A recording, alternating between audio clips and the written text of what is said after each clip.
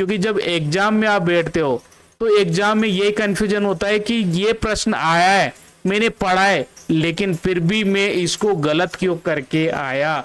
ये आपके लिए सबसे बड़ी प्रॉब्लम यहीं पर होती है। हेलो दोस्तों, एक बार फिर स्वागत है आपका अपने YouTube channel RS career podcast platform पे। आज हम बात करने वाले हैं सेकंड ग्रेड संस्कृत। ठीक है, सेकंड ग्रेड में हम संस्कृत के लिए जो क्लासेज लेकर के आ रहे थे, उसमें जो आज की पहली क्लास होने वाली वो है संज्ञा प्रकरण। ठीक है, और संज्ञा प्रकरण के लिए जो इम्पोर्टेंट क्वेश्चंस है, इम्पोर्टेंट जो क्वेश्चंस है जो एग्जाम में सीधे सीधे पूछे जाते हैं, उनको आज डिस्कस करने वाले हैं।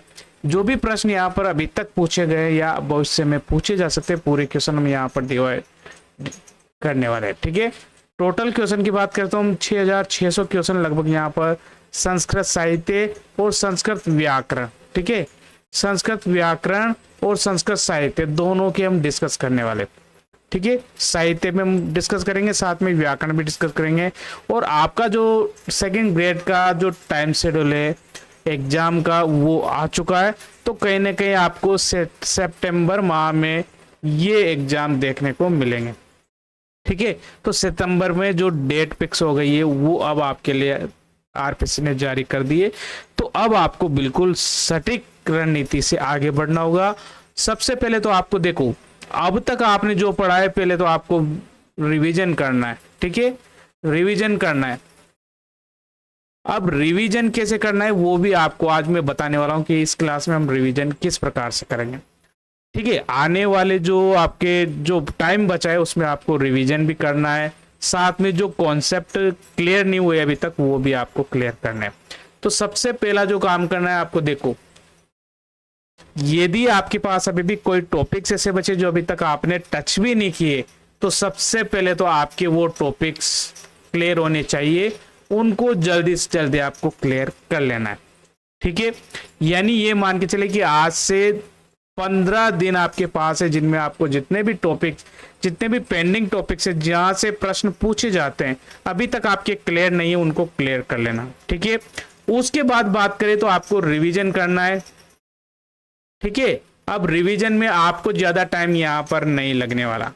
ठीक है, जिस कंडीशन में हम पढ़ते हैं, जिस कंडीशन में आप पहले पढ़ते आ रहे हो उसमें थोड़ा सा टाइम लगता था, लेकिन अब आपका टाइम यहाँ पर बचने वाला है।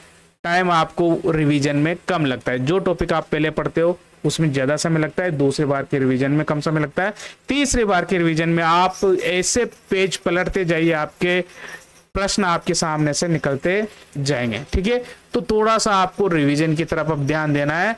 और रिवीजन की तरफ ध्यान देने के साथ साथ आपको एक इंपॉर्टेंट काम और करना है।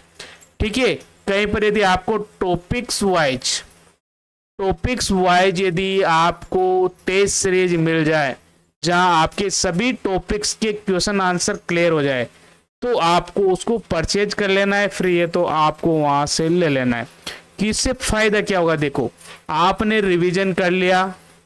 अब रिवीजन करने के बाद जैसे आपने कोई टॉपिक पढ़ा, ठीक है, टॉपिक्स को पढ़ा, तो आपको ये कंफर्म करना है कि मैं इस टॉपिक्स के कितने क्वेश्चंस यहाँ पर क्लियर करने वाला हूं। ठीक है, कितने क्वेश्चंस आपको यहां से आ रहे हैं ये आपको जानना जरूरी है, क्योंकि जब एग्जाम में आप बैठते हो तो एग्जाम में यही कंफ्यूजन होता है कि ये प्रश्न आया है, मैंने पढ़ा है, लेकिन फिर भी मैं इसको गलत क्यों करके आया। ये आपके लिए सबसे बड़ी प्रॉब्लम यहीं पर होती है। आप जो टॉपिक्स पढ़ रहे हो इस तरह से समझो जैसे आपने कोई टॉपिक पढ़ा। देखो टॉपिक आपने पढ़ लिया, अब टॉपिक्स को पढ़ने के बाद आपको उसकी MCQ, ठीक है, MCQ यानी ऑब्जेक्टिव टाइप क्वेश्चंस आपको हल करने। ठीक है, अब एक ऑब्जेक्ट टाइप करोगे तो देखो दो तरह के आपको ऑब्जेक्टिव टाइप MCQ की बुक्स मिलती है, जिसमें देखो एक तो आपके पास होते हैं क्वेश्चंस वाइज, लेकिन उसकी जो आंसर की होती है वो लास्ट में होती है। ठीक है, तो उसमें थोड़ा सा आपका समय ज्यादा जाता है। दूसरी होती है तो क्वेश्चंस होते हैं, साथ में आपके आंसर्स भी होते हैं। ठीक है, यहां पर आपको थोड़ी सी कठिनाई नहीं होती, लेकिन जब आप एग्जाम में बैठते हैं तो यहां पर भी आपको कंफ्यूजन हो सकता है। ठीक है, यहाँ पर आपका समय जा रहा है और यहाँ पर आपका यदि इसी कंडीशन में आप देख रहे हो तो आपको कंफ्यूजन रहेगा, क्योंकि चारों ऑप्शन के नीचे आपका आंसर है और आप जल्दी जल्दी करते हुए जाओगे। आपका सटीक आंसर किस तरह से होगा, तो देखो ये जो पॉसिबिलिटी वो आपकी टेस्ट सीरीज जो ऑब्जेक्टिव टाइप्स की होती है लेकिन टॉपिक्स वाइज होती है। आपको आज इस टॉपिक्स की क्या रिवीजन करना है, तो इसी टॉपिक्स का टेस्ट आपको देना है। जो टॉपिक्स आप रिवीजन कर रहे हो उसका टेस्ट देते जाइए, आपको आपकी वास्तविकता पता चल जाएगी। टेस्ट सीरीज में क्या है, हम सारे क्वेश्चन सॉल्व करते हैं, लास्ट में आपके आंसर्स आ जाते हैं, साथ में आपको ये भी बता दिया जाता है कि आपका कौन सा क्वेश्चन गलत है और किस कारण से आपका गलत है। तो ये थोड़ा सा आपको एडवांटेज यहाँ पर मिलने वाला है। इनके मुकाबले आप कोई से भी बुक्स के ऑब्जेक्ट टाइप लीजिए, लेकिन ये जो सेकंड वाली पॉसिबिलिटी है ये लगभग सभी के साथ होती है, क्वेश्चंस लास्ट में गलत जाते हैं। तो इससे बचने का एक सीधा सा उपाय आपको टॉपिक्स वाइज टेस्ट सीरीज को लेना पड़ेगा। ठीक है, 299 के अंडर ये आ जाती है, 29 रुपए से स्टार्ट होती है और 300 के बीच में कहीं पर भी आपको किसी भी ऐप पर मिल जाएगी।